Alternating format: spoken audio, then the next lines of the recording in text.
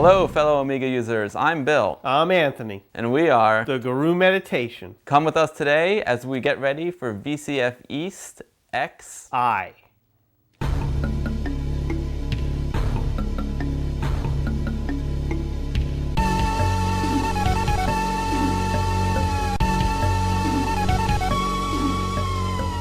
Another year, another VCF. Man, I am psyched. Yeah, wow. It's amazing to think it's been a whole year since VCF East 10. Last year was awesome. We had an Amiga 30 retrospective. This year we're going to shake things up a little bit. I hear you're even teaching a class. Ladies and gentlemen, the professor. Yeah, right.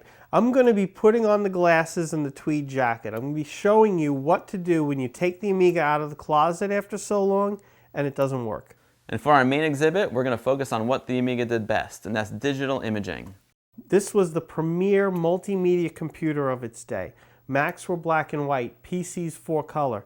Then the Amiga hits the market. 4,096 colors in ham mode on the screen. Looked absolutely gorgeous. Yeah, it was amazing. I used to use a photo digitizer called DigiView. It actually used a black and white video camera and a color wheel to get color pictures onto the Amiga. Problem is, it's somewhere out in my barn, and my barn is an absolute disaster, so we're going to have to go digging. Yeah, well, you're not the only one. I'm in a similar situation.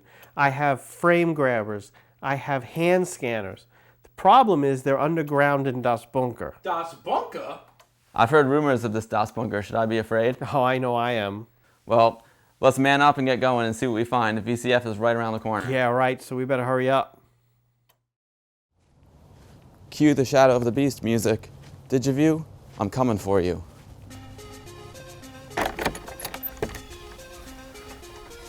Alright guys, welcome to the barn. Let's take a look around and see if we can find DigiView.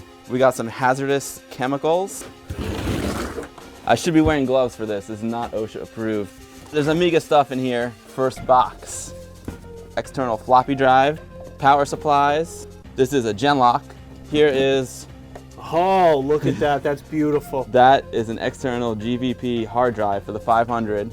It's probably not more than 40 megabytes, is my guess. Megabytes. 40 megabytes. One picture with my digital still camera is 30 megabytes. So I would be able to fit one picture on this hard drive with today's technology.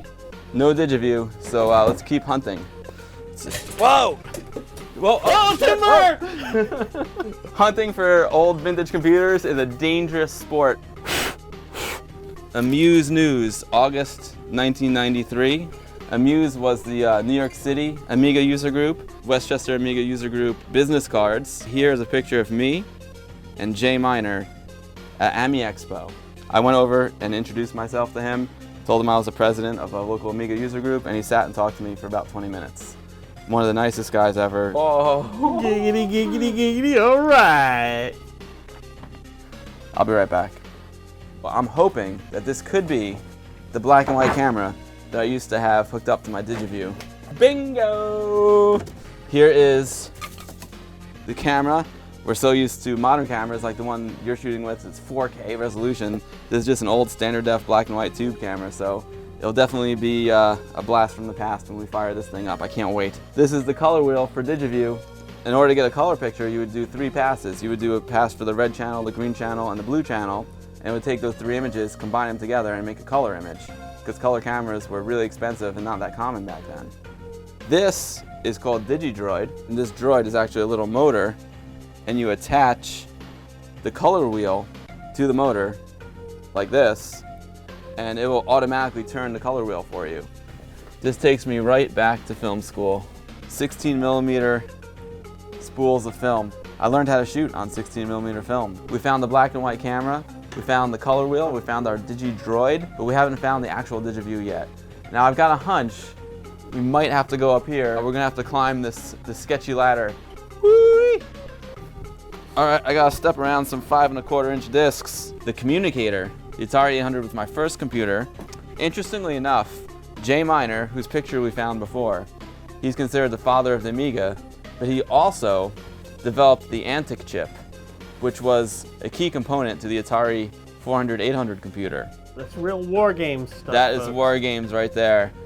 Oh wow, this is something that's really cool and special. It's called the Coleco Telstar Arcade. It's this triangular shaped console and it came with 3 games, 1 for each side of the triangle. This side is Pong, this side is a driving game, and this side is a quick draw shooting game. Look at that pistola. This is a piece of artwork. This thing is just absolutely gorgeous. Back then, they really had to make something look like it fit in your living room. I mean, even your TV had wood paneling around the case. But this is actually my first console ever, Atari Video Pinball, Whoa. which also had a Pong game and it had a breakout game. It's got these 2 paddles on the side because it had a pinball game, so you had your left paddle and right paddle. This sucker is awesome. What did we find? I was not expecting this. What is that? This is going to come in handy for our exhibit, guys. This is a Sharp JX100 scanner. It's a tabletop scanner. Now basically what this is it's the hand scanner placed in a case with glass on top and bottom, and the motor would actually run the scan head over the image that you're trying to scan into the computer. It just did all that automatically and smoothly for you instead of you having to basically slide the hand scanner over it. See if I can scan my There mug. you go. What do we have here? It's a little underwhelming to find because it's such a small little piece, but here is the actual DigiView. This little box basically is what started the company that created the video toaster. Plugs into the parallel port on the Amiga, and on the other side, it's got a composite video input. So I'm going to take the video output from that black and white camera, put it into the composite input, and then this little box digitizes the image. It converts it from an analog signal to a digital signal and passes it to the Amiga through the parallel connector. Guys, it's going to be a great exhibit. We're going to have DigiView, we're going to have this JX100 scanner, we're going to have hand scanners. See you at VCFEs. VCFEs, baby, let's go! Here I am, Anthony's house, standing on the threshold of Das Bunker. There he is. We're going in. We're going in. Let's go. Oh man. Threshold of the bunker. 2 men enter, 1 man leaves. Have to watch your step at every moment. Oh my Lord. I used to spend a lot of time down here, but as the collection grew, the space for me diminished. So if I clean up a little down here, I find 5 things I forget I had. I gotta go in. Oh yeah. This is a Commodore 2000, not an Amiga 2000. It's a typewriter. This is what Commodore started off doing, was first cleaning and maintaining typewriters and then selling typewriters. Oh yeah, it's an arrow here. We got Commodore 64s, we got VIC-20s, we got Commodore 16s, we got Ataris. Unfortunately, we got Texas Instruments, we got the butt end of an Amiga 600 sitting there. You got SX64 up there, you got another SX64 up there. The Commodore PETs are like frogs peeking out from under the bog. What's that on top of the pet? That's a PET 2, it's a B128. It's also commonly called the Porsche design. The hell is that? Down there, that's some real vintage. That's real old school. That's a Commodore adding machine. It's electric. It's what people used before they had calculators and long before Commodore made computers. We got an Apple II GS down here. Of course, what else we have, whenever your Amiga guru meditated, we have a Joy board. Basically, upside down joystick you stand on and go skiing. What these 2 bags are full of are Amiga joysticks. And that's not joysticks for an Amiga, it's actual joysticks made by Amiga. I actually have 2 bags full of them, I like them so much. We got the 4000 tower here. It's a 4000 desktop towerized. It's not a 4000T. This is a 4000 down in here. That's my main machine. This is a 3000 faceplate. That's the faceplate. That's stealth. I have to buy Becker Text word processor for the Amiga. I just had to buy it. Ah, I'm gonna roll an ankle. Here is another Land of Lost Projects. Is another 1000. You'll find 1000s every time you turn around. I think they mate in this basement. This is a bad 1200 motherboard. The 1000 machinist started it all. We got CDTV, pre-release 3000 motherboard right there. I see another naked board. Yeah, that's the 2000. The reason I have these is Oh, AW is artwork? yeah, artwork. So I consider these boards kind of art.